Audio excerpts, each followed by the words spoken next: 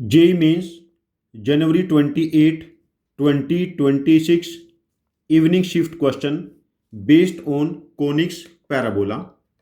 Let A be focus of parabola y square equal to 8x.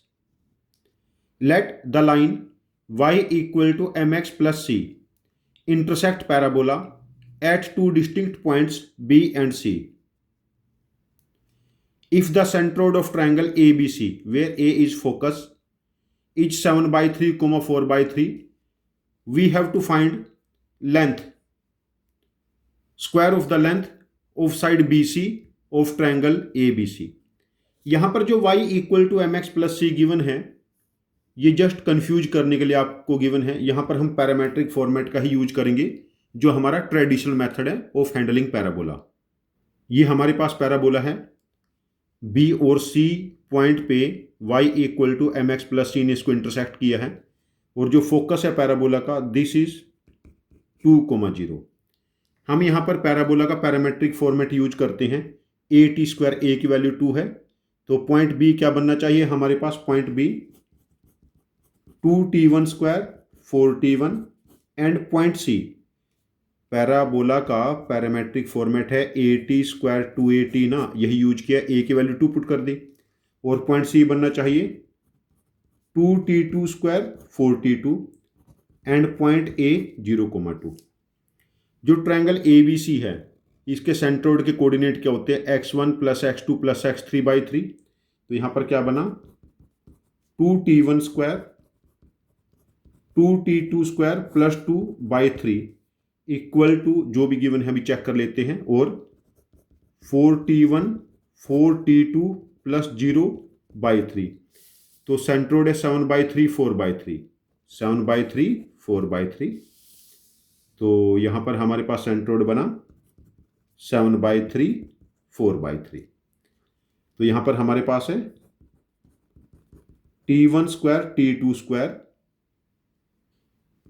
Equal to 5/2. ये cancel, 7 - 2 5, ये 3 cancel.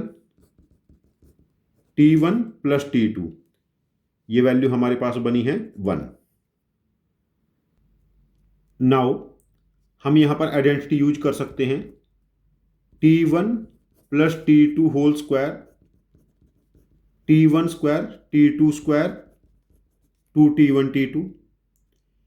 तो ये value 1 है. This is 5/2 2t1 t2 t1 t2 equal to -3/4. This is -3/2. इधर transpose करेंगे -3/4. तो अभी तक की कैलकुलेशन है. t1 प्लस t2 हमारे पास 1 है. t1 t2 -3/4. Now square of the length BC. तो ये बनेगा 2t1 square minus 2t square 2t1 square 2t2. इनका डिफरेंस है, इनका स्क्वायर हो जाएगा तो ये बाहर भी 4 आ जाएगा. मैं दोबारा लिख लेता हूँ. 4 time t1 square t2 square का whole square and plus difference का square again 16 time t1 minus t2 whole square. इस वैल्यू को हम लोग लिख लेते हैं 4 टाइम, अंदर फैक्टर कर लेते हैं t1 minus t2 whole square t1 plus t2 whole square plus 16 time t1 minus t2 whole square. ये वैल्यू 1 है. तो this is 4 time and this is 16 time. तो ये बना 20 time t1 minus t2 whole square. अब इसको हम लोग लिख सकते हैं जैसे a माइनस बी स्क्वायर होता है a plus b square minus 4ab. ये आइडेंटिटी यूज कर ले तो इसको लिखा जा सकता है 20 time t1 plus t2 whole square 4 time t1 t2. t1 plus t2 1 है. 20 time 1 minus 4 into t1 t2 minus 3/4. ये कैंसल. तो ये क्या बनेगा हमारे पास? 20 इंटू 1 प्लस 3 4. तो रिक्वायर्ड वैल्यू बिकम्स 80. तो इस क्वेश्चन का आंसर हम मार्क करेंगे 80. तो BC स्क्वायर बिकम्स 80. तो यहां पर हम लोगों ने क्या यूज किया? Parametric format.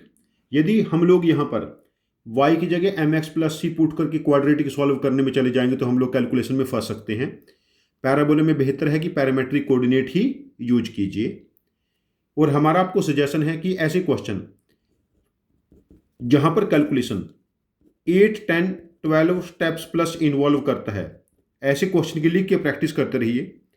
With time calculation temperament develop हो जाएगा, जो आपको जेईई मेंस में, जेईई एडवांस्ड में और मैथमेटिक्स ओलंपियाड्स में स्कोर करने में हेल्प करेगा।